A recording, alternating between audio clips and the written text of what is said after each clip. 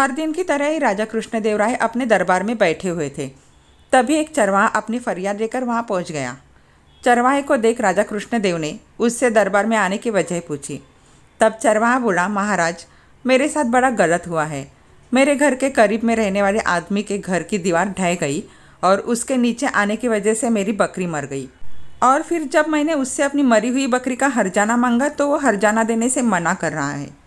चरवाही की बात पर महाराज कुछ बोलते उससे पहले ही तेनालीराम अपनी जगह से उठा और बोला, बेशक महाराज, दीवार के गिरने के कारण बकरी मरी, लेकिन इसके लिए उस अकेले पड़ोसी को तो दोषी नहीं माना जा सकता है। राजा के साथ दरबार मौजूद सभी मंत्री और दरबारी भी तेनालीराम की इस बात को सुनकर हैरत में पड़ गए। राजा ने तेनालीराम से तुरंत पूछा, फिर तुम्हारे हिसाब से और कौन दीवार गिरने के लिए अपराधी है? इस पर तेनालीराम बोला, वो मुझे नहीं पता, लेकिन यदि आप मुझे थोड़ा समय दें तो मैं इस बात का पता लगाकर सच आपके सामने ले आऊँगा। राजा को तेनालीराम का सुझाव अच्छा लगा। उन्होंने तेनालीराम को असली अपराधी का पता लगाने के लिए समय दे दिया।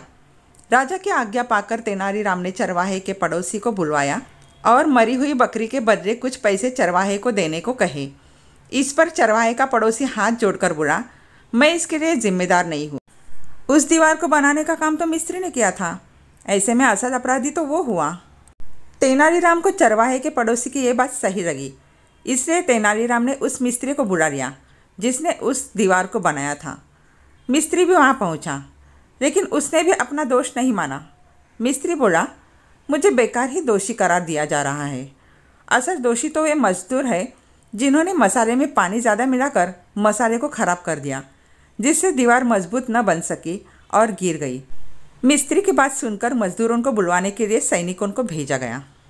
जब वहाँ पहुंचकर सारा मामला मजदूरों को पता चला तो मजदूर बोले, इसके लिए हम दोषी नहीं बल्कि वो व्यक्ति है जिसने मसाले में ज़्यादा पानी डाल दिया था। इसके बाद मसाले में अधिक पानी डालने वाले व्यक्ति को भी राजा के दरबार में पहुंचने का संदेशा भिजवाया गया।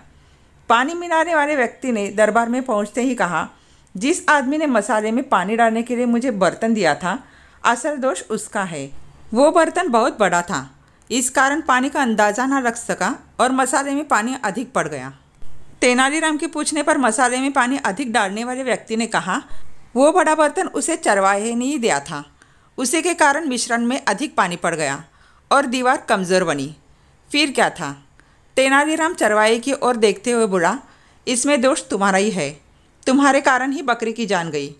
जब बात घूम फिर कर चरवाहे पर आ गई तो वो कुछ बोल न सका और चुपचाप अपने घर की ओर चल दिया। वही दरबार में मौजूद सभी दरबारी तेनालीराम की बुद्धिमत्ता और न्याय का गुणगान करने लगे। तो इस कहानी से क्या सीख मिलती है हमें?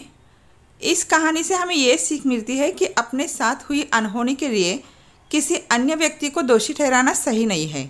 ऐसे में चाहिए कि धैर्य रखकर समस्या का समाधान तलाशा जाए। ऐसी रोचक और मनोरंजक कहानियाँ सुनने के लिए आपके अपने इस चैनल को सब्सक्राइब करके बेल बटन को प्रेस कीजिए ताकि आगे आने वाली वीडियो का नोटिफिकेशन आपको मिल सके। धन्यवाद।